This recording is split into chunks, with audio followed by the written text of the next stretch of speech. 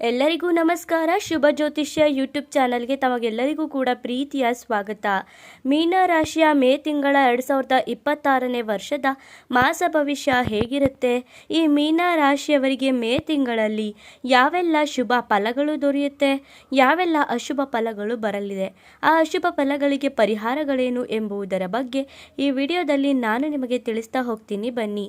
ಅದಕ್ಕೂ ಮುನ್ನ ನೀವೇನಾದರೂ ಮೀನ ರಾಶಿಯವರಾಗಿದ್ದರೆ ದೇವರು ಮತ್ತು ಜ್ಯೋತಿಷ್ಯ ಶಾಸ್ತ್ರನ ನಂಬೋದಾದರೆ ಈ ವಿಡಿಯೋಗೆ ಈಗಲೇ ಒಂದು ಲೈಕ್ ಕೊಡಿ ಮತ್ತು ತಪ್ಪದೇ ನಮ್ಮ ಶುಭ ಜ್ಯೋತಿಷ್ಯ ಯೂಟ್ಯೂಬ್ ಚಾನಲನ್ನು ಸಬ್ಸ್ಕ್ರೈಬ್ ಮಾಡಿ ಈ ವಿಡಿಯೋನ ಎಲ್ಲರಿಗೂ ಕೂಡ ಶೇರ್ ಮಾಡಿ.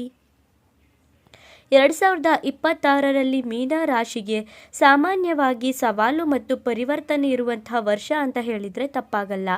ವಿಶೇಷವಾಗಿ ಶನಿ ಮತ್ತು ರಾಹುವಿನ ಪ್ರಭಾವದಿಂದ ಕೆಲವೊಂದು ಅಡಚಣೆಗಳು ಬರುತ್ತೆ. ಆದರೆ ಸಹನೆಯನ್ನು ಇಟ್ಕೊಂಡ್ರೆ ಕೊನೆಯಲ್ಲಿ ಫಲ ಅನ್ನೋದು ಈ ರಾಶಿಯವರಿಗೆ ಸಿಗುತ್ತೆ. ಈ ಹಿನ್ನೆಲೆ ಮೇ ತಿಂಗಳು ಮಿಶ್ರ ಫಲ ಅನ್ನೋದನ್ನು ಈ ಮೀನ ರಾಶಿಯವರಿಗೆ ನೀಡುವಂತಹ ಸಮಯ ಅಂತ ಹೇಳಿದರೆ ತಪ್ಪಾಗಲ್ಲ. ಮೇ ತಿಂಗಳು ಮಧ್ಯಮ ಆಗಿರುತ್ತೆ. ಆರಂಭದಲ್ಲಿ ಒತ್ತಡ ಇರುತ್ತೆ, ಕೊನೆಯಲ್ಲಿ ಸುಧಾರಣೆ ಅನ್ನೋದು ಕೂಡ ಇರುತ್ತೆ. ಆತ್ಮವಿಶ್ವಾಸ ಇದ್ದರೆ ಉತ್ತಮ ಫಲ ಅನ್ನೋದನ್ನು ಈ ರಾಶಿಯವರು ಪಡೆದುಕೊಳ್ಬೋದು ಅಂತ ಹೇಳಿದರೆ ತಪ್ಪಾಗಲ್ಲ.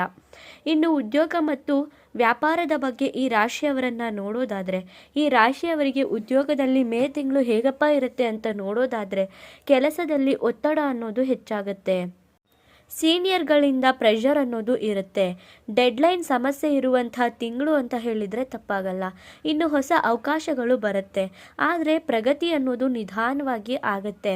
ವರ್ಗಾವಣೆ ಅಥವಾ ಜಾಬ್ನ ಚೇಂಜ್ ಮಾಡಬೇಕು ಅಂತ ಏನಾದರೂ ಅನ್ಕೋತಿದ್ರೆ ಜಾಬ್ ಚೇಂಜ್ ಮಾಡುವಂಥ ಟ್ರಾನ್ಸ್ಫರ್ ತಗೊಳ್ಳುವಂಥ ಸಾಧ್ಯತೆ ಈ ರಾಶಿಯವರಿಗಿರುತ್ತೆ. ಇನ್ನು ಯಾವುದೇ ಕಾರಣಕ್ಕೂ ಕೂಡ ನೀವು ತುರ್ತು ನಿರ್ಧಾರನ ಮಾಡಬಾರ್ದು. ತಾಳ್ಮೆ ಇಟ್ಕೊಂಡು ಕೆಲಸ ಮಾಡಿದರೆ ಖಂಡಿತವಾಗಿಯೂ ಕೂಡ ಉದ್ಯೋಗದ ವಿಚಾರದಲ್ಲಿ ಒಳ್ಳೆಯದಾಗತ್ತೆ.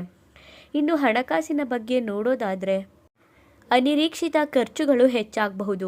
ಹಣ ಸಾಲ ಕೊಡೋದನ್ನು ಈ ತಿಂಗಳಲ್ಲಿ ತಪ್ಪಿಸಬೇಕಾಗತ್ತೆ. ಹೂಡಿಕೆ ಮಾಡಬೇಕಾದ್ರೆ ತುಂಬಾ ಜಾಗ್ರತೆಯಿಂದ ನೀವು ಹೂಡಿಕೆನ ಮಾಡಬೇಕಾಗತ್ತೆ. ಇನ್ನು ಈ ರಾಶಿಯವರಿಗೆ ಮೇ ತಿಂಗಳ 2ನೇ ಭಾಗದಲ್ಲಿ ಸ್ವಲ್ಪ ಸುಧಾರಣೆ ಕೂಡ ಇರುತ್ತೆ ಅಂತ ಹೇಳಿದರೆ ತಪ್ಪಾಗಲ್ಲ. ಇನ್ನು ಪ್ರೀತಿ ಮತ್ತು ದಾಂಪತ್ಯದ ಬಗ್ಗೆ ನೋಡೋದಾದರೆ ಕುಟುಂಬದಲ್ಲಿ ಸಣ್ಣ ಪುಟ್ಟ ಗಲಾಟೆಗಳು ಆಗಬಹುದು, ಆದರೆ ಮಾತಿನಲ್ಲಿ ಜಾಗ್ರತೆ ಅನ್ನೋದು ಇರಬೇಕಾಗತ್ತೆ. ದಾಂಪತ್ಯದಲ್ಲಿ ಮಿಸ್ಅಂಡರ್ಸ್ಟ್ಯಾಂಡಿಂಗ್ ಅನ್ನೋದು ಬರಬಹುದು. ಹಾಗಾಗಿ ನೀವು ಕೂತು ಬಗೆಹರಿಸ್ಕೋಬೇಕಾಗತ್ತೆ. ಶಾಂತಿ ಮತ್ತು ಸಮಾಧಾನದಿಂದ ನಿಮ್ಮ ಸಮಸ್ಯೆಗಳನ್ನ ನೀವು ಪರಿಹರಿಸ್ಕೋಬಹುದು. ಇನ್ನು ಆರೋಗ್ಯದ ಬಗ್ಗೆ ನೋಡೋದಾದರೆ ತಲೆನೋವು, ಸ್ಟ್ರೆಸ್ಸು, ನಿದ್ದೆಗೆ ಸಮಸ್ಯೆ ಈ ಥರ ನಿಮಗೆ ಈ ಮೇ ತಿಂಗಳಲ್ಲಿ ಆಗಬಹುದು. ಆದರೆ ಆಹಾರ ಪದ್ಧತಿನ ಸರಿಯಾಗಿ ಇಟ್ಕೊಂಡ್ರೆ ಆರೋಗ್ಯ ಕೂಡ ಚೆನ್ನಾಗಿರುತ್ತೆ. ಮಾನಸಿಕವಾಗಿ ನೀವು ತುಂಬಾ ಶಾಂತಿಯಿಂದ ಇರೋದು ತುಂಬ ಮುಖ್ಯವಾಗಿರುತ್ತೆ. ಇನ್ನು ಈ ರಾಶಿಯವರು ಏನೇನು ಪರಿಹಾರಗಳನ್ನ ಮಾಡ್ಕೊಬೇಕು ಅಂತ ನೋಡೋದಾದರೆ ಈ ರಾಶಿಯವರು ಶ್ರೀ ವಿಷ್ಣು ಅಥವಾ ಗುರುವಿನ ಪೂಜೆ ಮಾಡಬೇಕಾಗತ್ತೆ. ಹಾಗೆಯೇ ಗುರುವಾರ ಸೋಮವಾರ ನೀವು ವಿಷ್ಣು ಮತ್ತು ಶಿವನ ಆರಾಧನೆ ಮಾಡಿ. ಪ್ರತಿ ಗುರುವಾರ ಓಂ ನಮೋ ನಾರಾಯಣಾಯ ನಮಃ ಅಂತ ಜಪ ಮಾಡಿದ್ರೆ ನಿಮಗಿರುವಂತಹ ಅಶುಭ ಫಲಗಳು ಕಡಿಮೆ ಆಗ್ತಾ ಬರುತ್ತೆ, ಶುಭ ಫಲಗಳು ಹೆಚ್ಚಾಗ್ತಾ ಹೋಗುತ್ತೆ. ಇನ್ನು ಈ ತಿಂಗಳು ಒಟ್ಟಾರೆಯಾಗಿ ಹೇಳಬೇಕಂದ್ರೆ ಸಹನೆ ಮತ್ತು ನಿಯಂತ್ರಣ ಇಟ್ಕೊಂಡ್ರೆ ಯಶಸ್ಸನ್ನು ಪಡೆಯುವಂತಹ ತಿಂಗಳಾಗಿರುತ್ತೆ. ಆತುರ ನಿರ್ಧಾರಗಳನ್ನ ನೀವು ಯಾವುದೇ ಕಾರಣಕ್ಕೂ ಮಾಡಬಾರ್ದು. ಇದೇ ನಿಮಗೆ ಸಮಸ್ಯೆನ ತಂದುಕೊಡುತ್ತೆ.